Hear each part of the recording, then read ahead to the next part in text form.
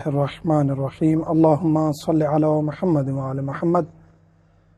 مومنین کرام، امیر کائنات علی ابن ابی طالب کے جوار سے حاضر خدمت ہوں۔ آج رمضان کریم کا آخری ٹاپک فطرہ، کیونکہ رمضان کریم ختم ہونے کے بعد ہمارے اوپر واجب ہے کہ ہم فطرہ ادا کریں، اس لیے فطرہ کے احکام۔ فطرہ ہر مالدار عقل مند بالغ پر واجب ہے۔ ہر اس شخص پر فطرہ واجب ہے جو اپنے اخراجات اور اپنے بچوں کے اخراجات پورے کر سکتا ہے، چاہے اس کی سیلری ہے، چاہے اس کی زراعت ہے، چاہے اس کا کوئی بھی بزنس ہے۔ کسی نہ کسی طریقے وہ اس کی تجارت اور اس کی انکم ایسی ہے کہ وہ اپنے اہل و عیال کا خرچہ پورا کر سکتا ہے، اس پر فطرہ نکالنا واجب ہے۔ عقل مند ہونا شرط ہے، یعنی جو مجنوں ہے، جو خدا نخواستہ پاگل ہے، اس پر فطرہ نکالنا واجب نہیں ہے اپنے لیے۔ اور بالغ ہونا شرط ہے جو فطرہ نکال رہا ہے۔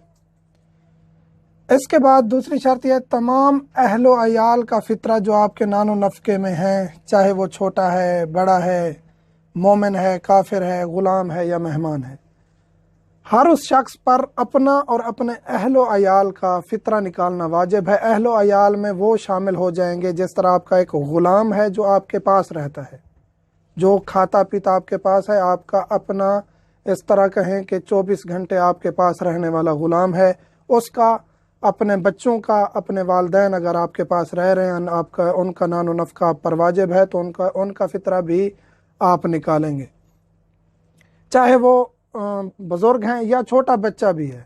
ہاں، جو خاتون پریگننٹ ہے، جو پیٹ میں بچہ ہے، اس کا فطرہ واجب نہیں ہے۔ جو چھوٹا بچہ ہے، پیدا ہو چکا ہے، چاہے جتنا بھی چھوٹا ہے، اس کا فطرہ بھی واجب ہے۔ اور مہمان جو عید کی رات چاند سے پہلے آپ کا مہمان ہو جائے اور عید کی رات آپ کے پاس گزارے، اس کا فطرہ نکالنا بھی واجب ہے۔ فطرے کی مقدار 3 کلو گرام گندم یا اس کی قیمت ہے۔ فطرہ 3 کلو گرام گندم، چاول یا اس کی قیمت، مثلاً کہ 100 روپے کلو گندم ہے، 50 روپے کلو گندم ہے، تو اگر 50 روپے کلو ہے تو 150 روپے، 100 روپے کلو ہے تو 300 روپے چاول یا گندم کا حساب کریں گے، اور احتیاطاً 3 کلو سے تھوڑا سا اضافی حساب کر لیں گے تو بہتر ہے۔ یہ فطرہ ہم اس کو دیں گے جو مومن مستحق ہے، کسی اور دینی کام کے لیے نہیں لگا سکتے، مومن کو دیں گے۔ اور وہ مومن جو مسکین ہے اور مستحق ہے، اور افضل یہ ہے کہ دین پر خرچ کرے، دین پر یہ فطرہ خرچ ہو، دیندار پر خرچ ہو، یا اس مومن کو دیا جائے جو دیندار ہے، علم رکھتا ہے، فضیلت رکھتا ہے، اس کو دیا جائے۔ اور سب سے پہلے اپنا معاشرہ ہے، اپنے قریبی جو مستحق ہیں ان کو دیا جائے۔ اگر قریب میں کوئی مستحق نہیں ہے تو پھر اپنے علاقے میں، اگر اپنے علاقے میں بھی مستحق نہیں ہے تو پھر دوسرے علاقے میں فطرہ دیں گے۔ ایک شخص کو کم سے کم ایک فطرہ دیں گے۔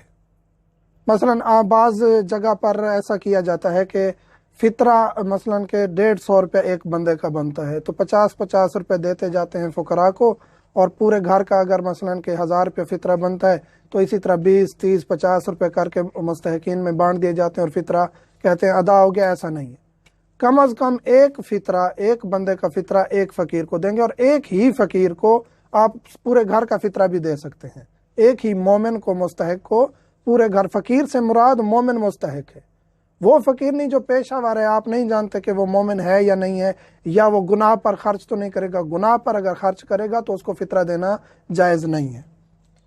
غیر سید کو نہیں دے سکتا۔ ایک امتی ہے، غیر سید ہے، وہ اپنا فطرہ، واجب فطرہ کیونکہ واجب ہوتا ہے، واجب صدقہ سید پر حرام ہے غیر سید کا۔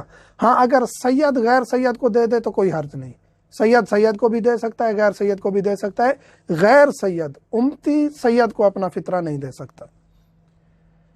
فطرہ کب واجب ہوگا؟ عید رات چاند نظر آنے کے بعد فطرہ واجب ہوگا، اور عید نماز اگر پڑھنے والا شخص ہے، عید نماز تک وہ اس کے لیے واجب ہے کہ وہ ادا کر دے۔